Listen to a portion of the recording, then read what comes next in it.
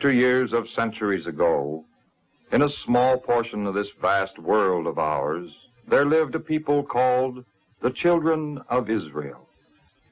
From them came certain men and women through whom God revealed himself to all mankind. One of these was Gideon the Liberator.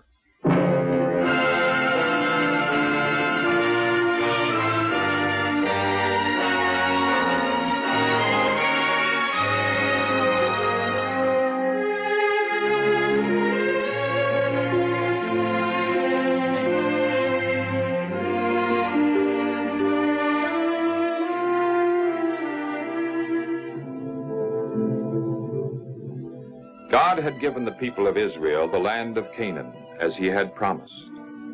Under Joshua, the Israelites served the Lord and enjoyed his blessings. But as time went on, they made friends with the heathen tribes of Canaan and began to worship their idols. Chief among these was Baal, and the more the Israelites bowed down to the idol, the more trouble came upon them.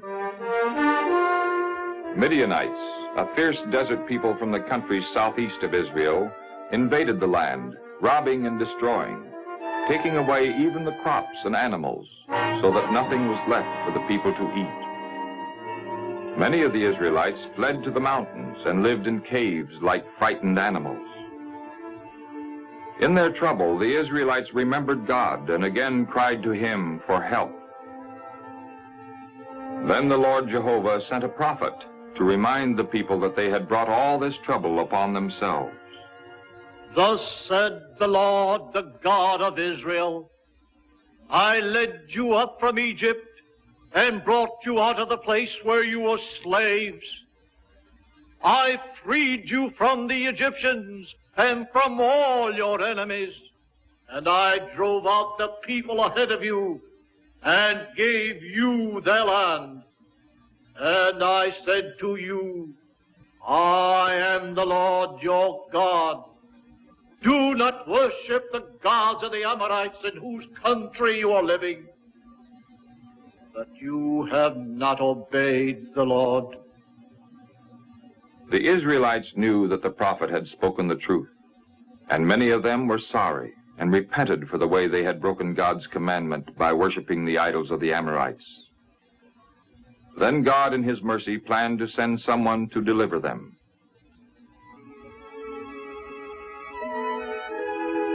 One day, Gideon, the son of Joash, was threshing wheat in his vineyard, where the Midianites would not be likely to see him. Suddenly, he was aware that someone was watching him. An angel of the Lord had come to bring Gideon a message, but at first Gideon did not realize that this was a heavenly visitor. The Lord is with you, you mighty man of courage.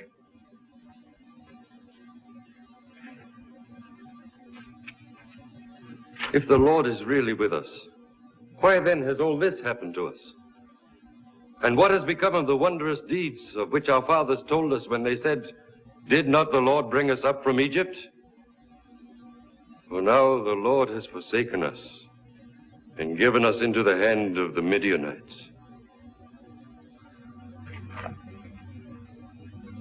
Go in this might of yours and save Israel from the Midianites.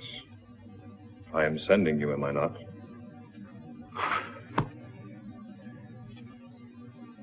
Lord, how can I save Israel? My clan is the weakest in Manasseh, and I am the least important in my family. But I will be with you, and you shall defeat the Midianites. If you are really pleased with me, then give me a proof that you are really speaking to me. Don't leave, I beg you, until I come back and bring you an offering. I will stay until you return.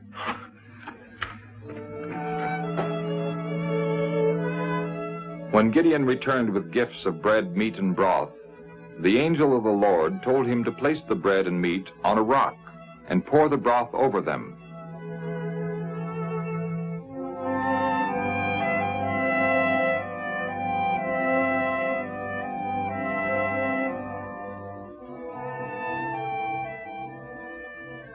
Then Gideon received the proof for which he had asked.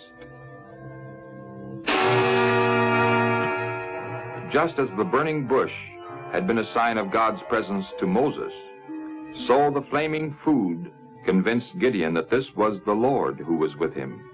But when Gideon turned to him again, the angel had disappeared. Then Gideon became afraid, but God spoke to him, comforting him. It is well with you. Do not fear. You will not die. Then Gideon built an altar at that place and called it Jehovah Shalom, which means the Lord is peace.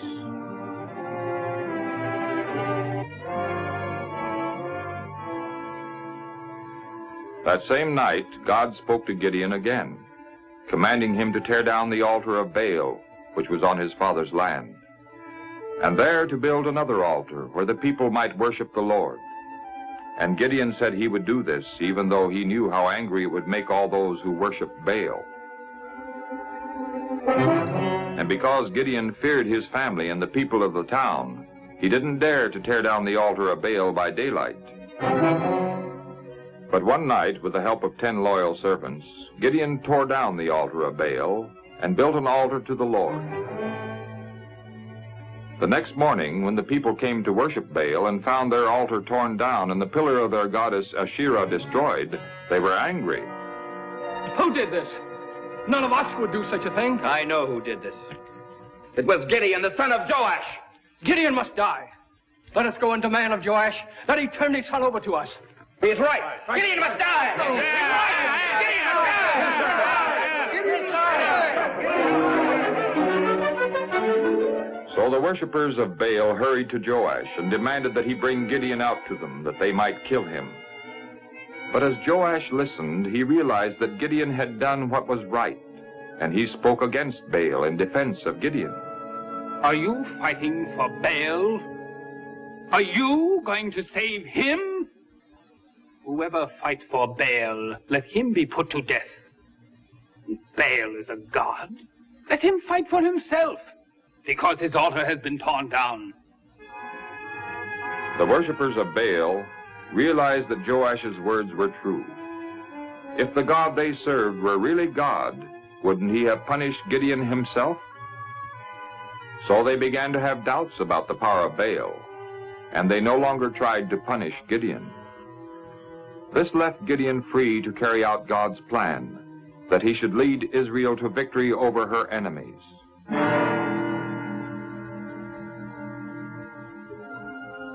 Gideon's task was not an easy one. A large army of Midianites had crossed the Jordan and were camping in the valley of Jezreel. Moreover, the Amalekites and other tribes from the east had joined forces with them, so that Israel's defeat appeared certain. But filled with the Spirit of the Lord, Gideon sent messengers throughout Israel to call the soldiers together. And while he waited for them, Gideon asked God for another proof that he was the man who should save Israel from the Midianites.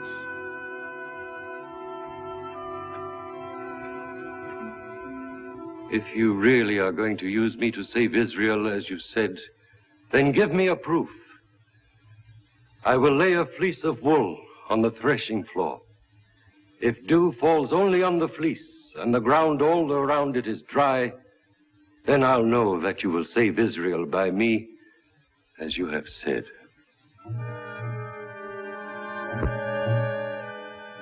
The next morning, Gideon hurried to the threshing floor where he had spread the wool fleece.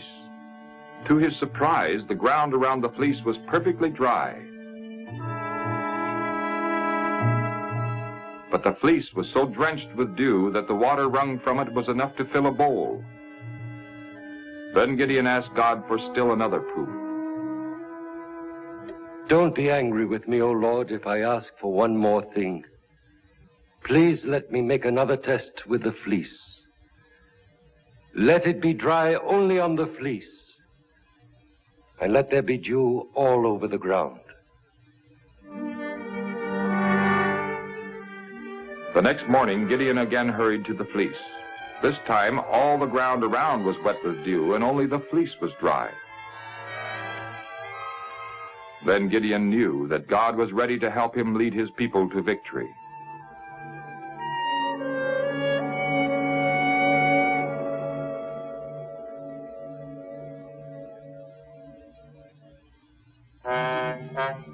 The Israelites must have been confident that Gideon was acting under God's direction, for 32,000 men answered the call to arms. But God told Gideon that this was too many. A victory over the Midianites might seem to come from great numbers rather than from the Lord. Then God told Gideon to let all those who were afraid of the Midianites return home. And more than 2/3 of the soldiers did so. There were only 10,000 left. But God told Gideon, "There are still too many. Take the soldiers down to the water. Place in one group everyone who laps up the water like a dog, and in another group everyone who kneels down to drink." And there were 300 who lapped the water. All the rest knelt down to drink. Then God said to Gideon, "By the 300 men who lapped the water, I will give you the victory. Let all the rest go home." 300 men seemed very few compared to the large army of the Midianites. But that night, to reassure Gideon, God sent him and his servant Purah to the enemy camp where they overheard the Midianites talking. I had a dream. A cake of barley bread rolled into the camp of Midian, struck a tent and turned it upside down, so that the tent laid flat.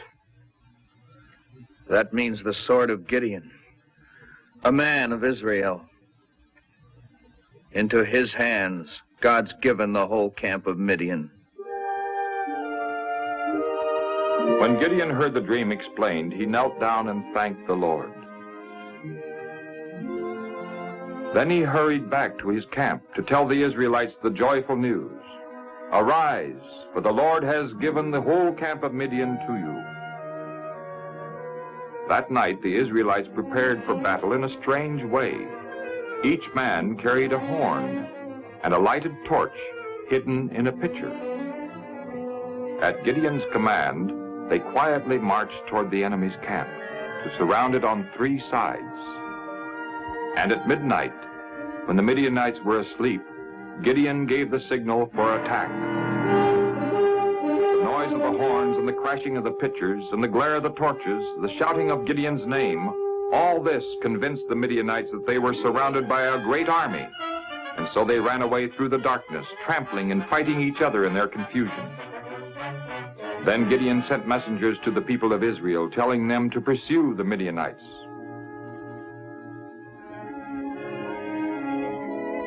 And so Gideon and his people won a great victory, and once more, peace came to Israel.